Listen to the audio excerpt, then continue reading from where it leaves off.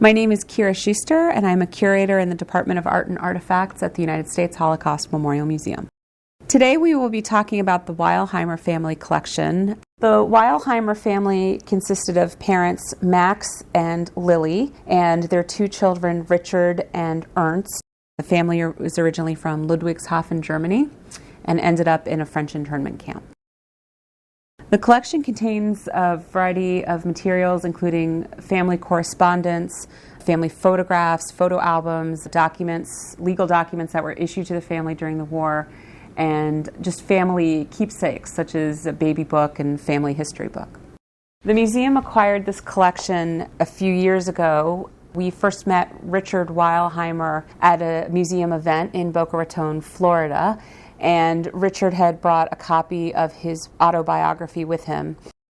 The first thing I noticed when I read through the book, there was a photograph of Max Weilheimer lighting Hanukkah candles in Camp de Gurs in France in 1941. And that really stood out to me because we have virtually no documentation of religious life in the camps. Here was a man lighting Hanukkah candles. There's a very visible Star of David hanging on a banner on the wall behind him.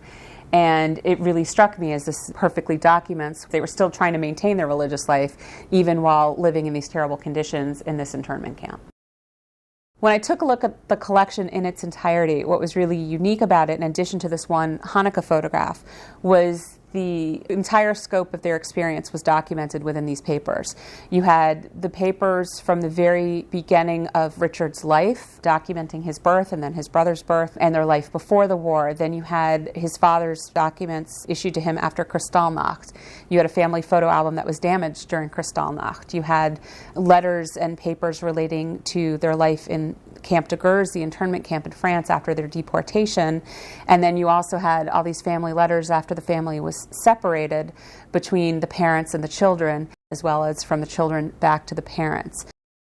Richard's grandmother was in the camp with them, and she was able to get a visa out to the United States. So when she left France, she took everything with her, which is how the photo albums and children's letters survived. The children obviously kept the letters from their parents, which is how those letters survived, and all of those materials were reunited once the children made it to the United States to rejoin the rest of their family. The evening of Kristallnacht, the Weilheimers were awoken by all the noise and chaos outside. Max was actually arrested in the family home and sent to the Dachau concentration camp the next day. About 5 weeks after his arrest, Max was released partially because of his service with the German army in World War I.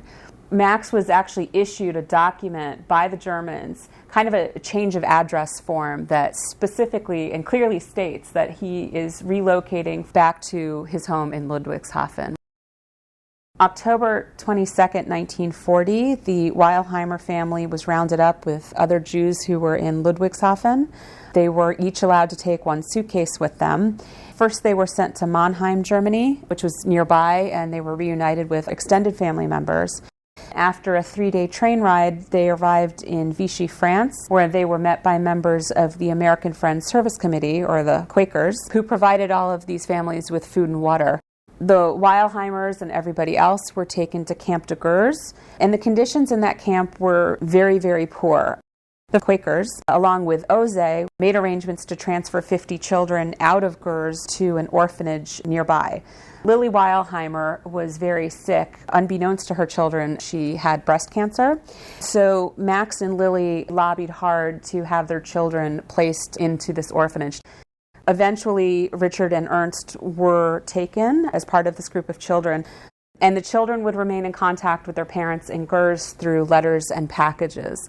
There's a lovely series of letters back and forth between Richard and his father, where the boys are writing about their day. Sometimes they would send them pictures or drawings that they had done.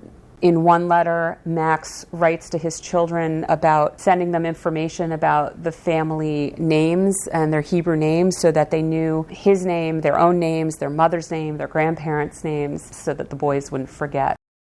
Richard and Ernst did not know the seriousness of their mother's illness, and she actually passed away in the camp of Gurs on July 17th, 1941.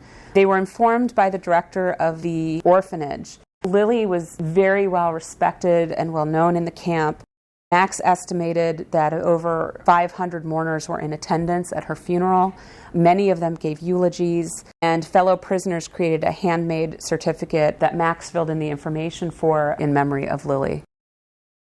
A few months after Lily passed away, with the assistance of Oze and the Quakers, Richard and Ernst were issued safe conduct passes in lieu of visas to allow them travel to the United States. When the children went to Marseille to catch the ship to the United States, Max Weilheimer, along with some of the other parents who were still in Gurs, were given a one-day pass out of the camp so they could see their children off. Max gave Richard this small address book in which he wrote his address as well as contact information for other family members and family friends. The boys set sail for the United States on June 25, 1942. Max did go to the dock to see them off, but unfortunately it was so crowded and chaotic that they were not able to find each other in the large crowds. Max and the other parents were not allowed even near the ship to hug their children goodbye. So the day before, when Max gave Richard this little address book, it was the last day that Richard ever saw his father. What's amazing is this one photo led us to this wealth of information about the single family who was really torn apart by the Holocaust. For us, just being able to tell that story, no matter how it's documented with either one item or hundreds of items, helps us tell and teach the story of the Holocaust in a more personal manner.